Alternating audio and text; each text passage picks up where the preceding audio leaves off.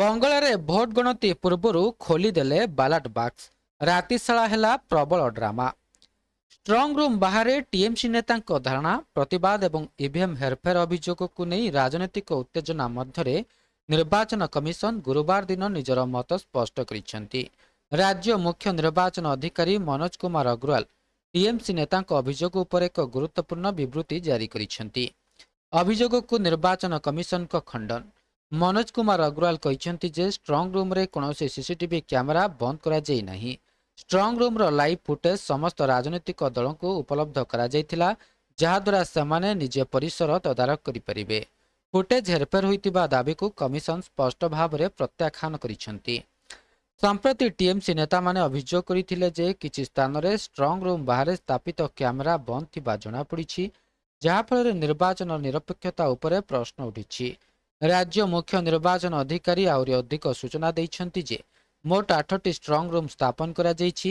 ଏଥିମଧ୍ୟରୁ 7ଟି EVM machine ଗୃହୀତ ଏବଂ ଗୋଟିଏରେ ପୋଷ୍ଟାଲ ବାଲଟ ରହିଛି। ଏହି ସମସ୍ତ ରୁମ୍ର ଲାଇଭ୍ ଫୁଟେଜ ନିରନ୍ତର ପ୍ରଦର୍ଶନ ହେଉଛି। ସୁରକ୍ଷା ବଳୟ ବାହାରେ ରହି ରାଜନୈତିକ ଦଳର ପ୍ରତିନିଧିମାନେ ଏହି ଫୁଟେଜ ମାଧ୍ୟମରେ ମେସିନ୍ଗୁଡ଼ିକୁ ତଦାରଖ କରିପାରିବେ। ଏହାକୁ ସୁନିଶ୍ଚିତ କରିବା ପାଇଁ କଡ଼ା ତ୍ରିସ୍ତରୀୟ ସୁରକ୍ଷା ବ୍ୟବସ୍ଥା କରାଯାଇଛି। ତେବେ ଇଭିଏମ୍ ଷ୍ଟ୍ରଙ୍ଗ ରୁମ୍ ସମ୍ପୂର୍ଣ୍ଣ ସୁରକ୍ଷିତ କି? ବିବୃତ୍ତିରେ ଦାବି କରାଯାଇଛି ଯେ ଖୁଦିରାମ ଅନୁଶୀଳନ କେନ୍ଦ୍ରରେ ଅବସ୍ଥିତ ସମସ୍ତ ଇଭିଏମ୍ ଷ୍ଟ୍ରଙ୍ଗ ରୁମ୍ ସମ୍ପୂର୍ଣ୍ଣ ସୁରକ୍ଷିତ ଏବଂ ଏହା ଉପରେ କଡ଼ା ନଜର ରଖାଯାଇଛି। ଅଧିକାରୀମାନେ ସ୍ପଷ୍ଟ କରିଛନ୍ତି ଯେ ପୋଷ୍ଟାଲ ବାଲାଟ ସଜାଡ଼ିବା ପ୍ରକ୍ରିୟା ପ୍ରତିଷ୍ଠିତ ନିୟମ ଅନୁଯାୟୀ ପରିଚାଳିତ। ସେଠାରେ ଏକମାତ୍ର କାର୍ଯ୍ୟକଳାପ ଥିଲା, କିନ୍ତୁ ଏହି ପ୍ରକ୍ରିୟାକୁ ଭୁଲ ଭାବରେ ଇଭିଏମ୍ ଷ୍ଟ୍ରଙ୍ଗ ରୁମ୍ ଖୋଲିବା ଭାବରେ ଚିତ୍ରଣ କରାଯାଇଥିଲା।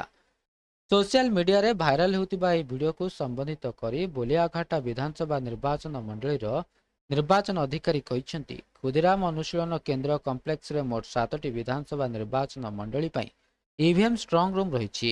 ମତଦାନ ସମାପ୍ତ ହେବା ପରେ ଏଗୁଡ଼ିକ ପ୍ରାର୍ଥୀ, ସେମାନଙ୍କ ନିର୍ବାଚନ ଏଜେଣ୍ଟ ଏବଂ ସାଧାରଣ ପର୍ଯ୍ୟବେକ୍ଷକଙ୍କ ଉପସ୍ଥିତିରେ ତାଲା ଏବଂ ସିଲ୍ କରାଯାଇଥିଲା ବୋଲି ସୂଚନା ମିଳିଛି।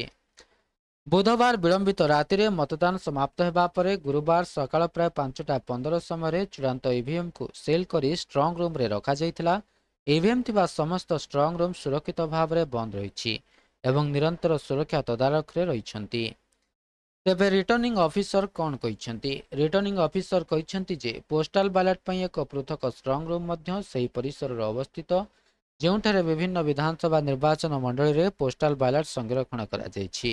ଏହି ପୋଷ୍ଟାଲ ବାଲାଟ ସଜାଡ଼ିବା ପ୍ରକ୍ରିୟା ଗୁରୁବାର ସନ୍ଧ୍ୟା 4ଟାରେ ଆରମ୍ଭ ହୋଇଥିଲା। ପୋଷ୍ଟାଲ ବାଲାଟ ସଜାଡ଼ିବା କାର୍ଯ୍ୟ ଇଭିଏମ୍ ଷ୍ଟ୍ରଙ୍ଗ ରୁମ୍ ବାହାରେ ଥିବା କରିଡରରେ କରାଯାଉଥିଲା ଏବଂ ମୁଖ୍ୟ ଇଭିଏମ୍ ଷ୍ଟ୍ରଙ୍ଗ ରୁମ୍ ସମ୍ପୂର୍ଣ୍ଣ ବନ୍ଦ ଓ ସିଲ୍ କରାଯାଇଥିଲା। ସମସ୍ତ ପର୍ଯ୍ୟବେକ୍ଷକ, ରିଟର୍ଣ୍ଣିଂ ଅଫିସର ଏବଂ ରାଜନୈତିକ ଦଳଗୁଡ଼ିକୁ ଏହି ପ୍ରକ୍ରିୟା ବିଷୟରେ ପୂର୍ବରୁ ଅବଗତ କରାଯାଇଥିଲା। ଏହି ବିଷୟରେ ନିର୍ବାଚନ ଅଧିକାରୀମାନଙ୍କୁ ସେମାନଙ୍କ ନିଜ ନିଜ ନିର୍ବାଚନ ମଣ୍ଡଳୀର ପ୍ରାର୍ଥୀ ଏବଂ ଏଜେଣ୍ଟମାନଙ୍କୁ ସ୍ୱୀକୃତି କରିବାକୁ ନିର୍ଦ୍ଦେଶ ଦିଆଯାଇଥିଲା। ତଦନୁସାରେ ସମସ୍ତ ପ୍ରାର୍ଥୀଙ୍କୁ ସେମାନଙ୍କ ନିର୍ବାଚନ ଏଜେଣ୍ଟମାନଙ୍କୁ ସରକାରୀ ନୋଟିସ୍ ପଠାଯାଇଥିଲା।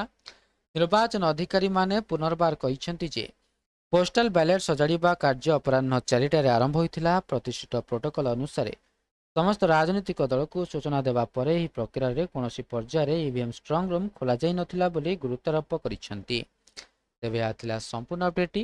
ଭିଡ଼ିଓଟି ଭଲ ଲାଗିଥିଲେ ଭିଡ଼ିଓଟିକୁ ଲାଇକ୍ କରନ୍ତୁ, ସେୟାର କରନ୍ତୁ ଏବଂ ଚ୍ୟାନେଲଟିକୁ ସବସ୍କ୍ରାଇବ୍ କରିବା ପାଇଁ ଭୁଲନ୍ତୁ ନାହିଁ।